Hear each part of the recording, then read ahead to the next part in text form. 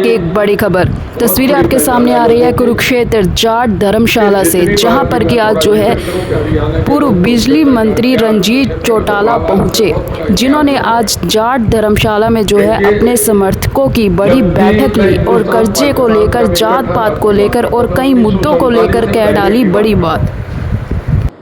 जब भी कोई आक्रमण हुआ ले लो ना आप। बहुत बहुत आप सभी का दिल की गहराइयों से बहुत बहुत धन्यवाद। आप सभी साथी समय निकाल करके आए, आप लोगों की वजह से ये कार्यक्रम सफल रहा। ऐसे ही प्यार की, भरोसे की उम्मीद हम भविष्य में भी करते हैं। आप सभी का बहुत बहुत धन्यवाद, दिल की गहराइयों से धन्यवाद।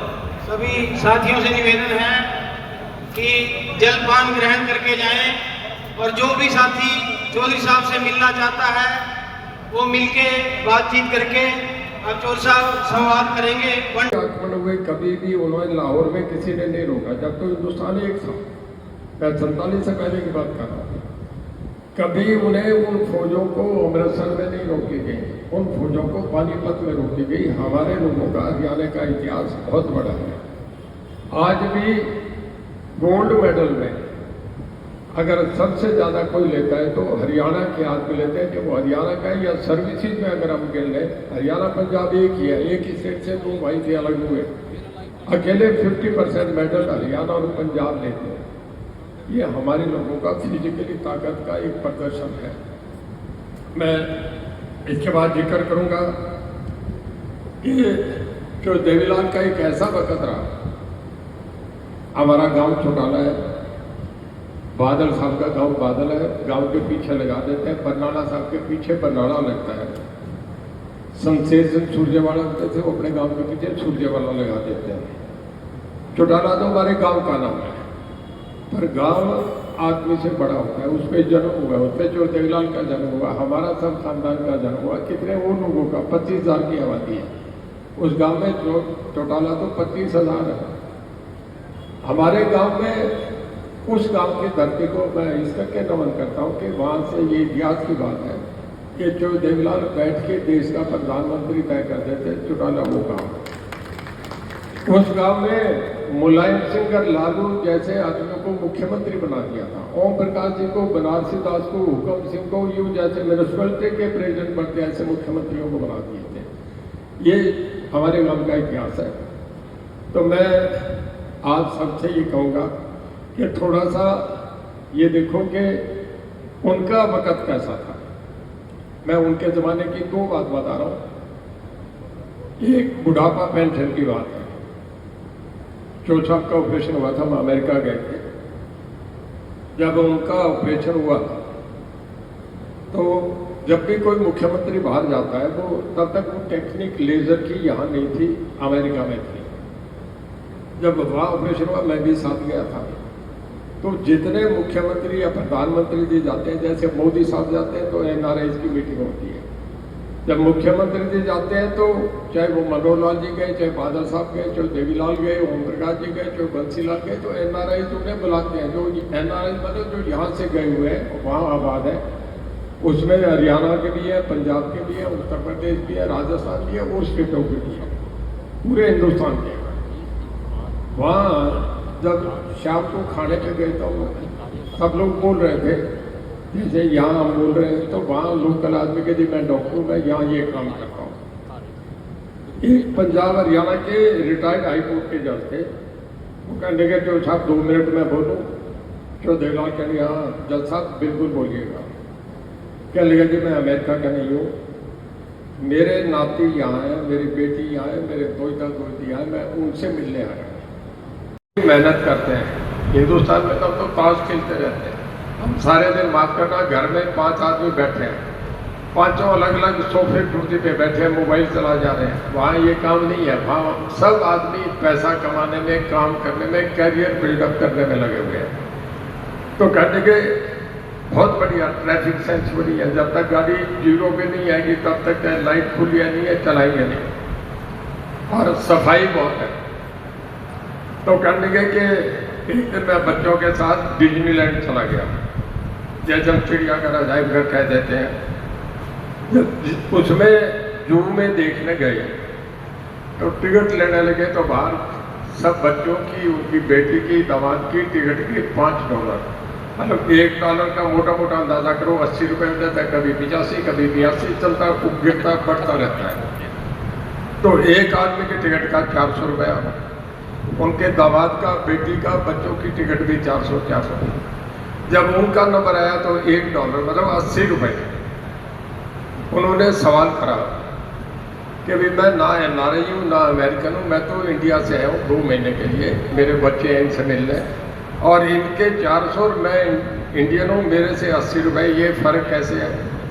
वो कहने लगे कि you are the senior citizen of the state, कि आप उम्र के आदमी हैं, कि आप सीनियर सिटीजन कहते हैं जो 60-70 साल से ऊपर चला जाए। कहता है इस करके हमने देखा है कि जब आदमी बुढ़ापे में आ जाए तो दुनिया के सब स्वर्ग को यही अंदाजा है, उसको सब चीज़ों की छूट है कि इसने थोड़े दिन रहने, जितनी इसे ऐश करी जाए करे। जब हम वापस चलने लगे, ओझा साहब प्रिंसिपल सेक्रेटरी थे, फिर देवीलाल ओझा साहब से कहने लगे ओझा साहब ये बताओ, हम हवाई जहाज में थे कि अगर हम अमेरिका की तरह डिज्नीलैंड तो नहीं बना सकते, ना हम यहाँ वैसा पैसा खर्च कर सकते, ना इतना पैसा दे सकते, इसका क्या तरीका है? अगर हम एक बूढ़े को जो 60 साल से ऊपर का उसको 100 रुपया दें तो कितना खर्च आएगा? तो उन दिनों में 12 लाख रुपया साल का खर्च था।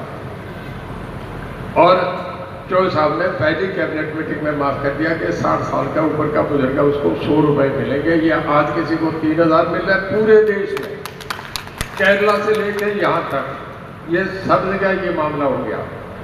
दूसरा, उन्होंने कर्ज माफ की बात करी थी, मैं परसों चौथ सुन रहा था, मेरे साथ कैबिनेट में रहे हैं आपके यमुनानगर से जो कंवरपाल जी मिनिस्टर थे, एक सभा में वो कह रहे हैं जिसमें मुख्यमंत्री जी भी थे, नायब सिंह सैनी, कहने लगे भाई कर्जा माफ एक बार जो देवीलाल ने करा था, मुझे याद है 36 करोड़ रुपया माफ करा था पहली बार, उसके बाद किसी ने वो कर्जा माफ, जो देवीलाल ने पहली कैबिनेट मीटिंग में ये काम करा था। जो बंसीलाल कहते थे बोले मैं वकील हूँ भाई, देवीलाल कैसे माफ कर देगा? अच्छा, देवीलाल ने कहा कि बोले मैं भाई मंगवाऊंगा, दस्तखत पे दस्तखत कर दूंगा। देवीलाल बोले भाई कौन रोकेगा, कानून बन जाएगा। कानून बन गया, कर्जा माफ हुआ। मैं उनकी हाइट पे तो नहीं जा सकता हूँ, तो मुख्यमंत्री रहे, प्रधानमंत्री में कैबिनेट मिनिस्टर रहा हूँ, कैबिनेट मिनिस्टर तो 4-5 कैबिनेट में रह गया। जो देवीलाल की कैबिनेट में कृषि मंत्री था, ओम प्रकाश जी की कैबिनेट में भी था, और हुड्डा साहब के भी था, मनोहर लाल जी की कैबिनेट में, नायब सिंह जी सैनी की पिछली कैबिनेट में मैं था। वो तो नहीं हो सकता, पर मैं एक बात बता रहा हूँ जो करा भाई, जो डार्क जोन था उसको तोड़ने का काम करा, ये हुआ ना जी, पिछली सरकार ने करा। नंबर 2, बिजली के मामले में बहुत बढ़िया करा, मैं राष्ट्रपति से सम्मानित रहा। सबसे बढ़िया अगर पूरे देश में था हमारा हरियाणा का 1 नंबर स्टेट का मामला रहा, 9.05 हमारा लाइन लॉस आया था। तो भाई ये सब जो काम थे ये वो करे। अब मैं थोड़ा सा आपसे बताता हूँ, खेती पे जिक्र करूँगा कि यहाँ तकरीबन किसान है, चाहे वो कोई शर्मा है, चाहे कोई जाट है, चाहे रोड है, चाहे वो कंबोज है, सब है तो किसान है। हम इकट्ठे नहीं होते, हमें आपस में जब वोट पड़ने आता है क्या भाई ये जाट है, ये ब्राह्मण है, ये इसकी देंगे, इसकी देंगे, ये यादव है, इसकी देंगे। बहुत लंबे संघर्ष के बाद हम किसान इकट्ठे हुए हैं, जो एक पहचान बनी है, बहुत लोगों के संघर्ष से बनी है। और उस किसान में जब वोट बांटने आते हैं तो हम डाल देते हैं अलग अलग, फिर जात पात की बात में चले जाते हैं। किसान को जो प्रॉब्लम है वो क्या है कि हमारी एक छोटी जोत में, कुरुक्षेत्र में, सरसा में, कैथल में, हमारे यहाँ तो बड़ी जमीन है, बड़ी जोत है, पर अगर रोहतक सोरी पर इधर आप चले जाएंगे तो एक एकड़ में 4-4 परिवार बैठे हैं, 2-2 कनाल की जोत है। मैं आपसे एक बताऊं, कृषि का नियम है कि 1 एकड़ जमीन पे अगर घर के 8 मेंबर हों, एक परिवार के 6 मेंबर हो, तो 1 एकड़ जमीन पे वो उसका पेट पालना असंभव है, वो मुमकिन ही नहीं है, इकोनॉमिक्स के सिद्धांत से भी पॉसिबल नहीं है। मैं बहुत कंट्रीज में घूमा हूँ, इधर कनाडा लास्ट है, अमेरिका की तरफ, कनाडा अमेरिका आखिरी कोना आ जाता है, फिर तो समुद्र है, आपके वो देख रहे थे चांद से नीचे की दुनिया दिखा रहे हैं, नीले रंग में समुद्र दिख रहा है, जमीन दिख रही है। यहाँ पर हम सब ने मोबाइल पे देखा। और उधर चले जाए तो ऑस्ट्रेलिया न्यूजीलैंड आखिरी कंट्री है, इधर चले जाए तो जापान आखिरी है। पूरी दुनिया में खेती करने वाले 2 से लेकर 7% आदमी खेती भी करते हैं, इससे ज़्यादा कहीं 8% नहीं करते। केवल हिंदुस्तान, पाकिस्तान, श्रीलंका, ये 3-4 देश है जिसमें कोई दूसरा धंधा नहीं इस करके खेती करते हैं। मैं थोड़ा सा किसान है इस करके इस बात को जिक्र करूँगा। 1 एकड़ ज़मीन का आपके यहाँ मोटा मोटा 40 का भाव है, 40 से कम नहीं है, मैं जानता हूँ कुरुक्षेत्र में। आज हरियाणा में कहीं भी नहीं है। मैं एक बात मुझे और कह दूँ आप लोगों से कि ज़मीनें नहीं बेचना।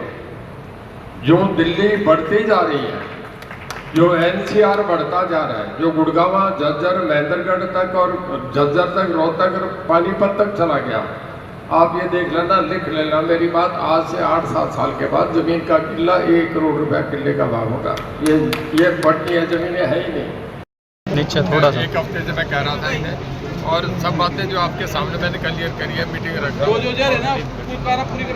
तो विशेष कोई जैसे पूरा अभियान आपने चलाया और कई जगह भी मीटिंग आप रखने जा रहे हैं। देखिए, मैं एक ही बात कह रहा हूँ कि अभी कोई पद नहीं है, कोई पार्टी भी नहीं है। उसके बाद अगर इंडिविजुअल एक आदमी के पास 1500-2000 आदमी हर जिले पे आ रहे हैं, तो मैं तो लोगों का धन्यवाद करूँगा कि मेरे पे भरोसा विश्वास करें। और मैं जितना भरोसा विश्वास है इसको लोगों का मैं आगे बढ़ाऊँगा। प्रदेश में कानून व्यवस्था बिगड़ी हुई है, आए दिन आप देखते हैं मर्डर वगैरह और फरोतियाँ वगैरह मांग के। अभी चौटाला को भी कहीं ना कहीं धमकी भी मिली है।